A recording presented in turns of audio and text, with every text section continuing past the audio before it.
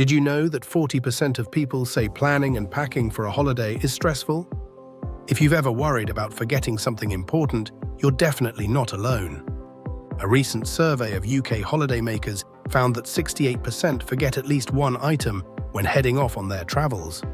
While some things are easy to replace, like a travel adapter or toothpaste, others can cause real problems. 1 in every 100 travelers has even forgotten their passport, which can mean missing your flight and having to rebook your entire trip.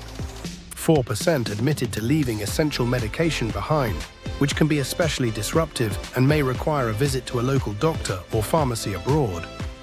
Other commonly forgotten items include chargers, sunscreen, sunglasses, headphones, and even swimwear.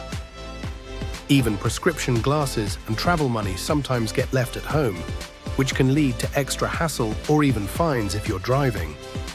Experts recommend making a checklist and allowing extra time for packing, especially for essentials like passports and medication.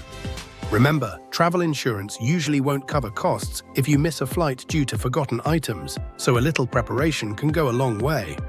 For more tips and to compare travel insurance, visit Quotezone. Safe travels.